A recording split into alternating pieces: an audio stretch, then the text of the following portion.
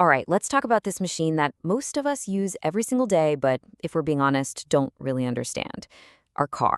We're going to demystify some of the basics so you can stop feeling like just a passenger and start feeling confidently in the driver's seat when it comes to your own vehicle. Let's get right into it. You know that feeling, right? That little moment of panic. A new light just pops up on the dashboard, and you have absolutely no idea what it means. Is your trunk ajar, or is the engine about to explode? It really feels like your car is trying to tell you something urgent, but it's speaking a language you just don't get. Well, here's the good news. It's not a foreign language at all. It's actually pretty simple once you know the basics. In the next few minutes, we are going to translate your car's most important messages. We're going to turn that anxiety into confidence and give you the knowledge that can seriously save you stress and money. So, let's start right where the car talks to you the most, the dashboard. This is basically command central for understanding what's going on under the hood long before you ever have to open it. The first and most important rule is so simple. Just think of it like a traffic light. If you see a yellow or an orange light pop up, that's a caution sign. It means, hey, get this checked out soon. But a red light, that is a stop sign. It means pull over safely, right now. Seriously, ignoring a red light on your dash can lead to some really severe and expensive damage. Okay, let's break down 4 of the absolute most critical warnings. First, the famous check engine light. If it's on and steady, it's an emissions issue. But, and this is a big but, if it's flashing or the car is driving really badly, that's serious. Pull over and get it towed. Next, oil pressure. A red oil can light means you've lost oil pressure.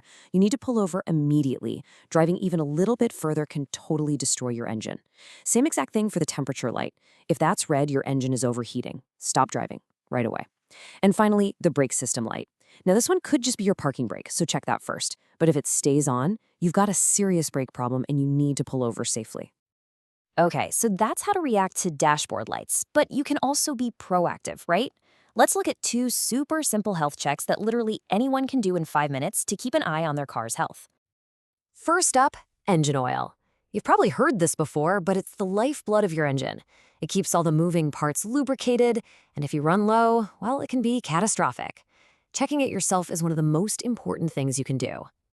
And the process is so incredibly easy.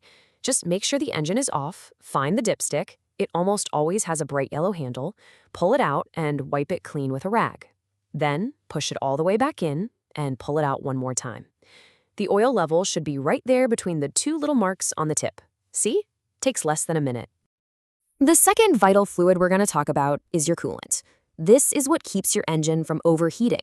It's just as important as oil, but checking it comes with one safety rule that you absolutely cannot ignore. And here it is. I'm going to quote this directly because it's that important. Never open the cooling system if the engine is hot. The reason is that the whole system is pressurized when it's hot. If you open that cap, you could get a geyser of scalding hot fluid spraying everywhere. So always check the coolant when the engine is cold, like first thing in the morning.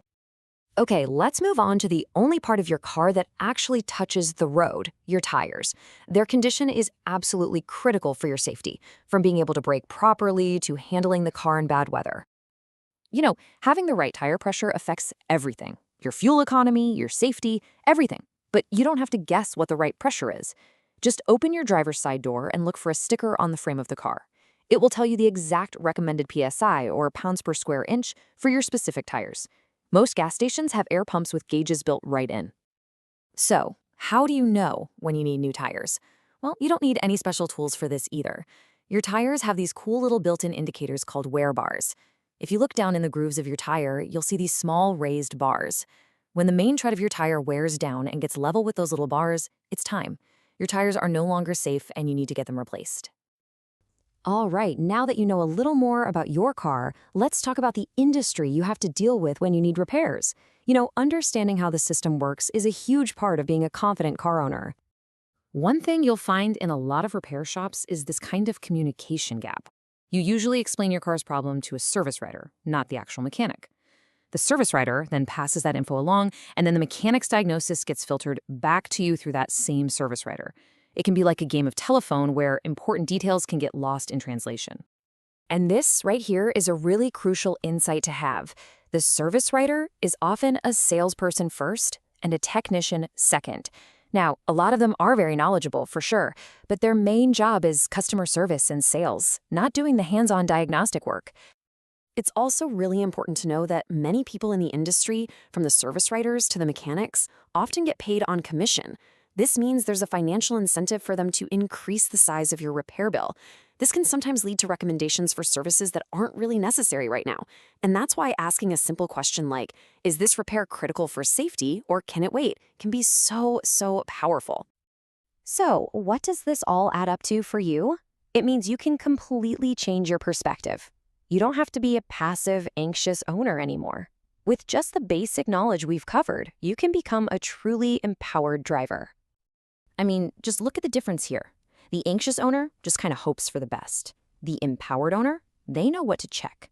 The anxious owner worries about warning lights. The empowered owner understands what those lights mean.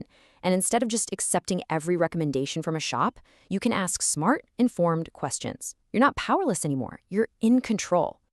So I'm going to leave you with this thought. Your car is always communicating with you.